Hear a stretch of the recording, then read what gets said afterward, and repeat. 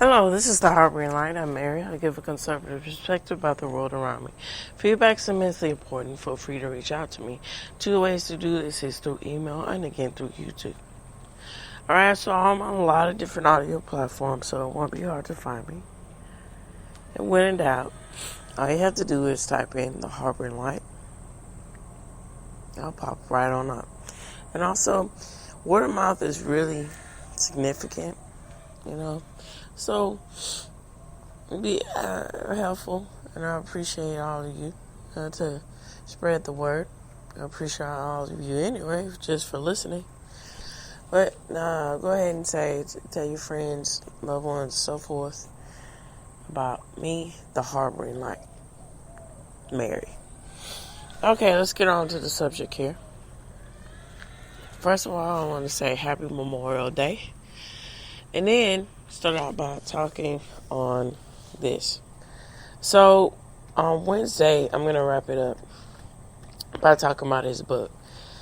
But the segment for Monday, I'm going to give my thoughts on John Belushi.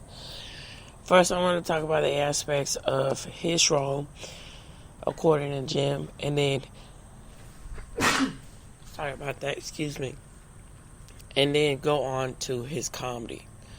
Here we go.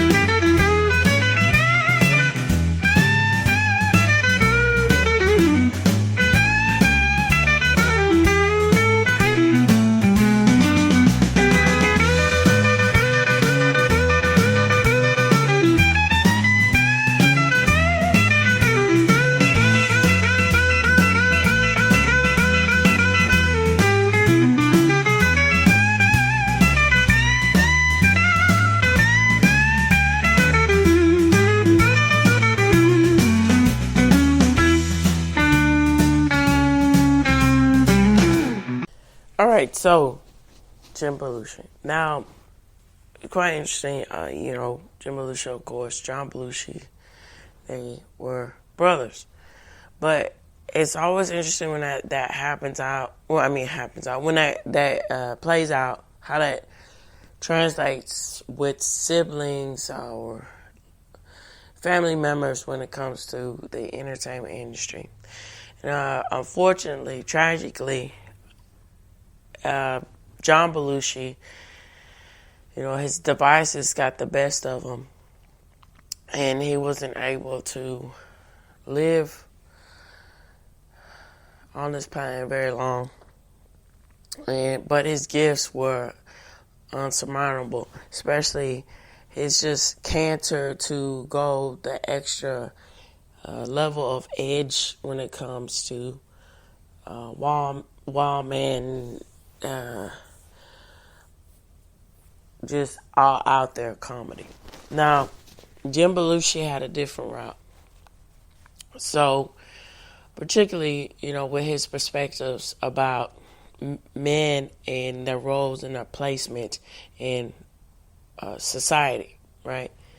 So, Jim Belushi's approach was, hey, there's nothing wrong with being a guy's guy. There's something to that that's very significant. And so, I'm going to go into more specifics in this book on Wednesday. So, look out for that. Be on the lookout for that on Wednesday. So, anyhow, that was very present in a lot of ways and reason in which, he went about his approach to comedy. And this transitioned into everything when he took on the role as Jim on According to Jim. Now, that show was very significant in the way in which it changed the paradigm shift, so to speak, in the way in which the male role is thought about when it comes to the family figure. because for whatever weird reason, it took this shift specifically in the early 2000s and then all that, that it was fine for women to be aggressively domineering or brute towards men, to the point to where, it's okay to say violence against men is funny. A really good example of this is, let's go into Everybody Loves Raymond. Now it's quite interesting because I've heard and saw some takes on this, but it's very true too.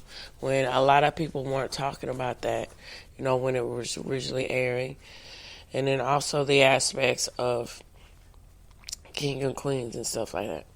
So here's what I'm getting at. All right, so I'm going to talk about these two shows and then get back to According to Jim. All right, so it's very interesting how, anyway, the whole dynamic of how everything was centered and Everybody Loves Raymond was quite off, and it was sad. You're like, when you look at it, you're like, oh, that's pretty funny. But at the same time, when you take a second look, is it? Because, because you try to give it, me personally, that's how I am. You give things, a good faith to it. Because, again, humor is very subjective, and, not everything is, some people find certain things funny, some people don't, some things really cross the edge, some don't. I know it's one of those things. But when you look really at the dynamic between everything that goes on with Ray Romano, and because I think, if I'm not mistaken, this is supposed to be an extension of his comedy. So when you look into it, essentially, pretty much, he's going through, a psychological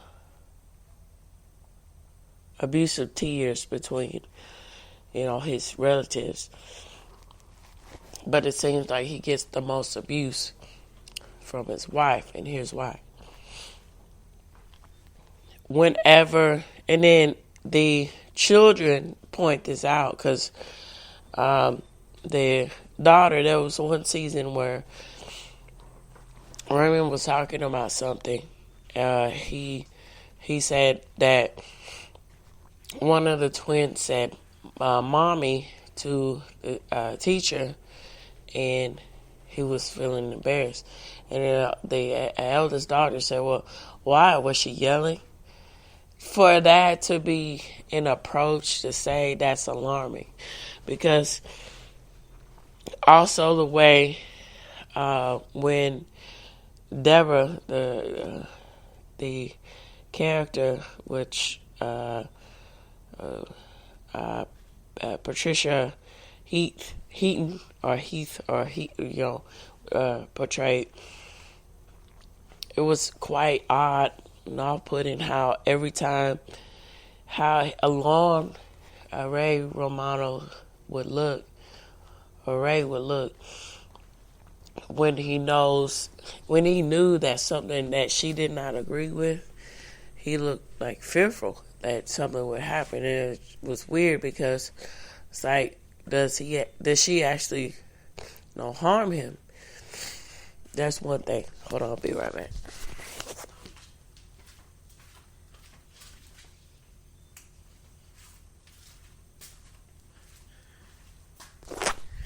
Right, that's one thing. All right. And so, and it was the cancer, like the also the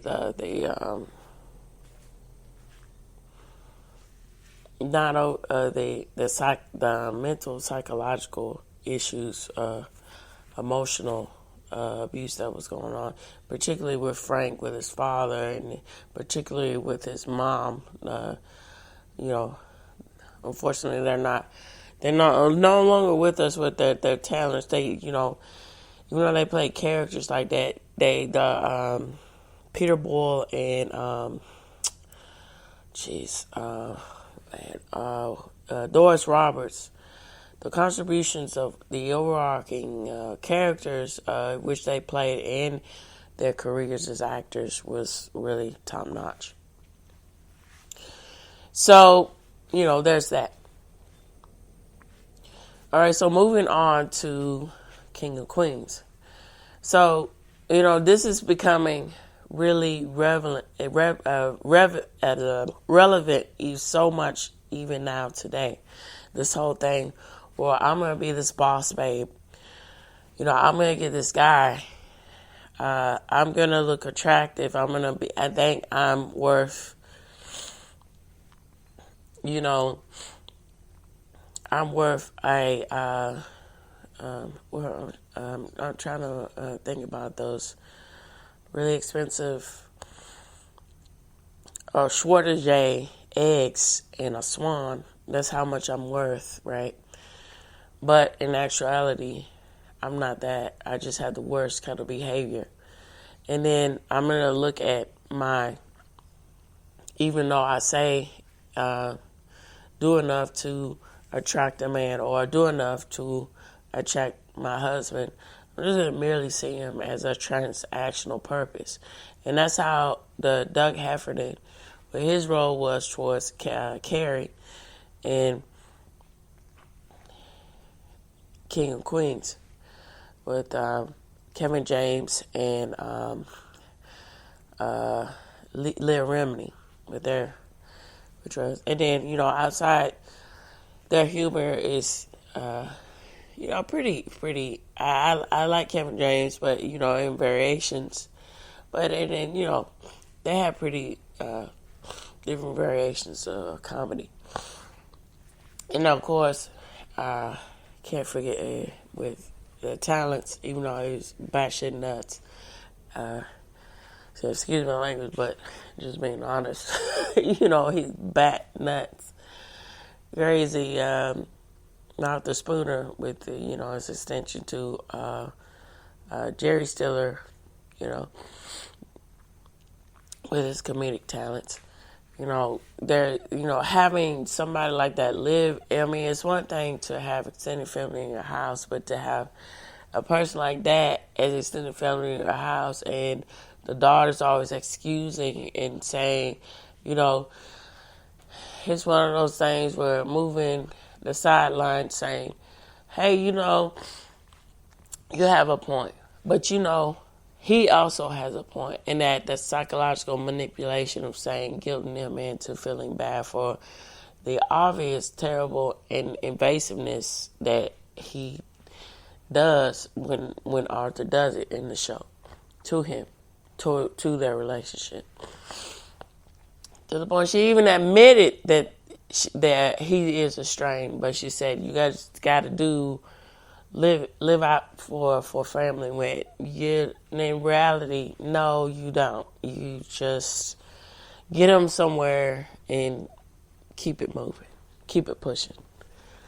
So, you know, those things are very off-putting. You know, and it's odd that, okay, that's what we're looking at when we come to the situational dynamics or comedy, situational comedy when it comes to love, and relationships and family and so forth.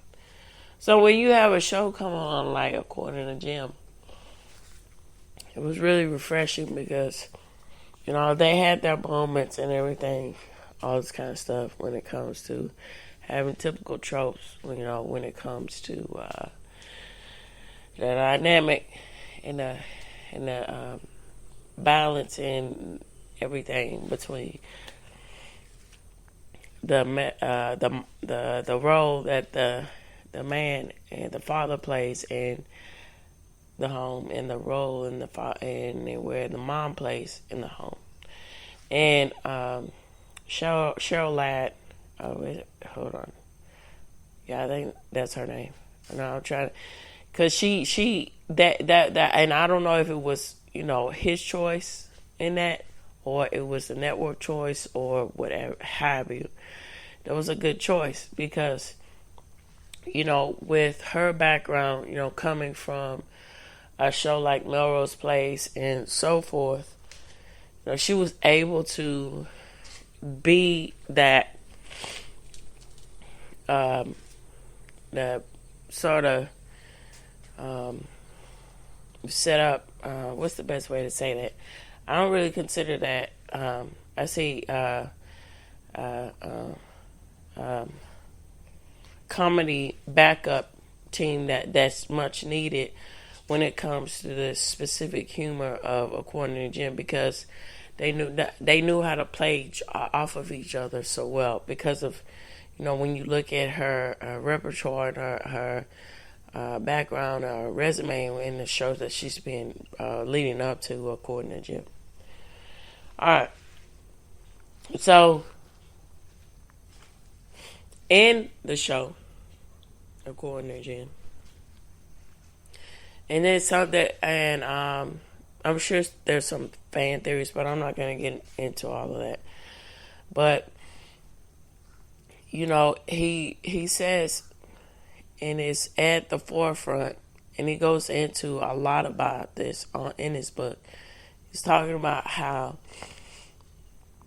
the relations between there's a difference between a guy's guy, and there's a difference between just being a jerk and not appreciating the value and worth that you have in your relationship with your wife or girlfriend, significant other, or that leading up to that, a wife, what have you. And you can see that specifically in how everything is laid out in the show. Even when, and then also with the supporting characters of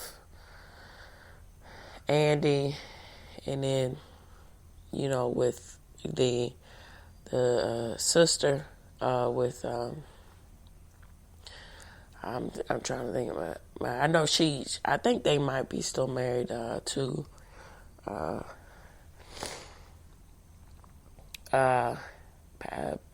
She married a country singer. I'm trying to think about his name. Brad Paisley. Okay. All right. So I'm trying to think about her name. I can't recall it. But anyway, so they set it up. And it was a really good choice because the way in which they delivered their comedy was really, relevant and reflective of specific perspectives of what we see playing out a lot today.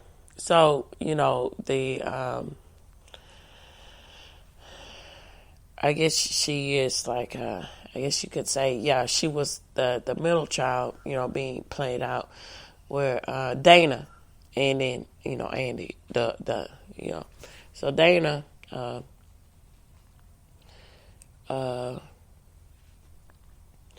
that's not her name. I don't think her name is. Let me look her up. No, her name is Dana in the show, but the mom. Hold on.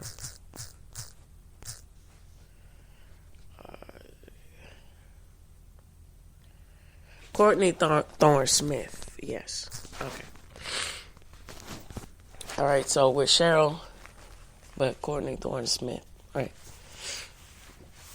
No. Okay.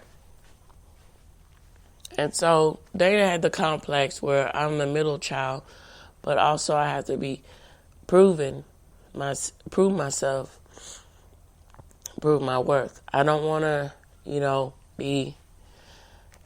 Again, having that a Swarovski attitude of how my value is, but in actuality, you need to come down to earth because, There's a reason why you're still single and you're pushing in your 30s, going on to, getting out of your 30s. You're getting in that way of which you're hitting a wall, right?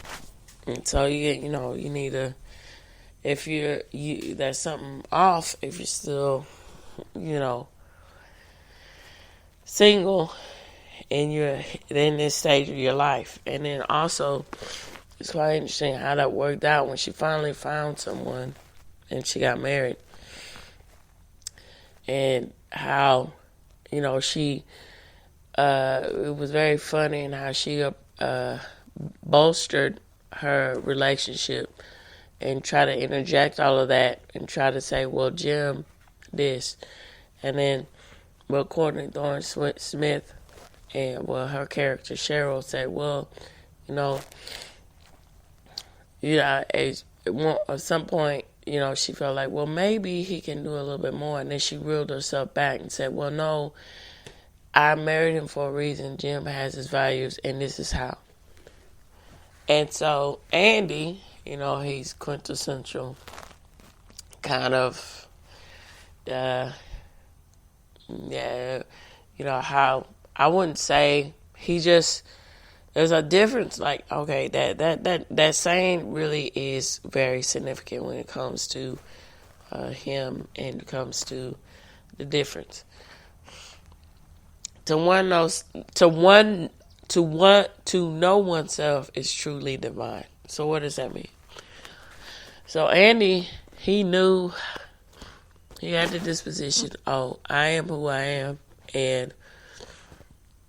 but at the same time, he had that complication of being desperate, and that's overshadowing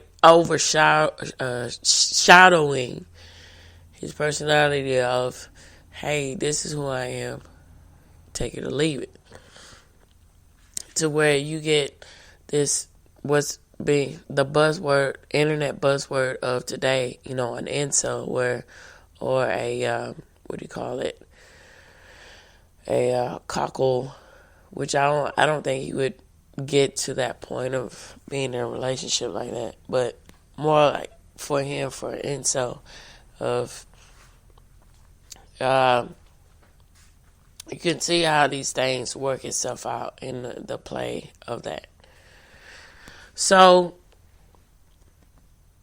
when we get through the, uphills and the plateaus and everything else in the show, it really served a quintessential point into saying, hey, and reminding, you need to just take a step back and see what are the values that men contribute to our society. What are the values that men contribute to the household? And it was quite interesting enough how,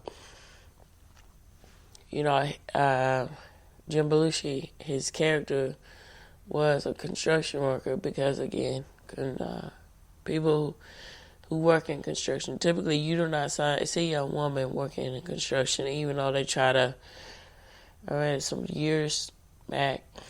time back, there was, I think it was a Home Depot commercial. I don't know. It was something like that. Even in, let me see, I'm thinking about the show. Used to watch a lot when growing up.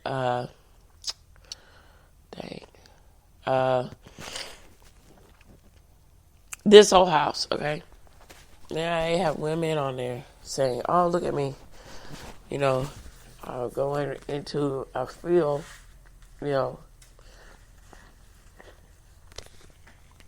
where it has to do primarily with men.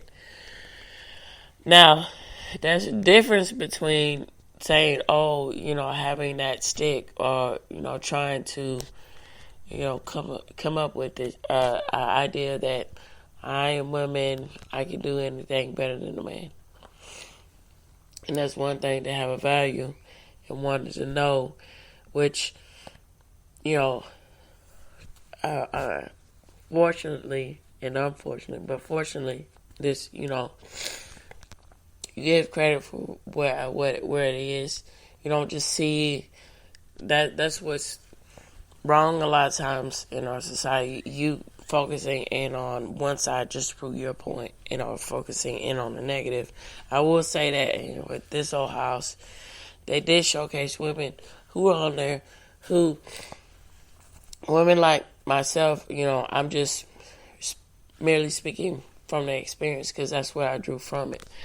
That understand the value of the appreciation of craftsmanship and wanting to learn skills and know how to do things beyond what is expected of you. Because that's just how that was embedded in me, to want to know how things work.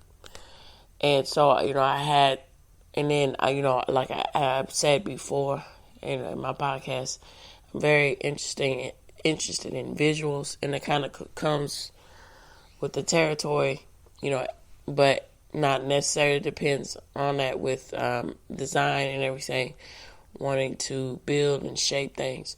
So anyhow, with my husband, I was blessed enough where, he taught me things that I don't, I wouldn't, it's something I wouldn't know about that if I didn't have, in respect and value, have a man in my life, specifically not just a man or a husband, to teach me things and show me, because I just wouldn't understand, because I was, of course, that's the difference. I value, before I met my husband, I value and respect other men's opinion about stuff.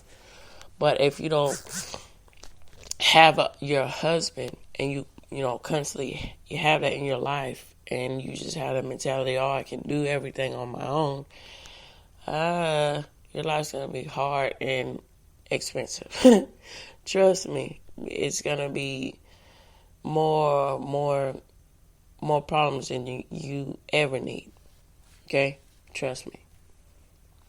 And especially when it comes to, the household issues, when it comes to plumbing, or when it comes to certain things that you might have an idea about, but if you have a husband that's very craft oriented and knows how to take care of those things, that is really going to help you save, and that's really going to take you a long way. You appreciate and you value those things, that's really a big help. It is. And then you should be very appreciative that he does that for you, and does that for a household, because that is quite valuable. And that's what should be understood and should be looked upon, instead of saying, oh, well, man don't do nothing, they don't do nothing, they can't do nothing for me. When you have that kind of mentality, you just look like an idiot, because what do you mean? So you're trying to say that, most things is infrastructure, and that has to do with construction, and that is predominantly a male field.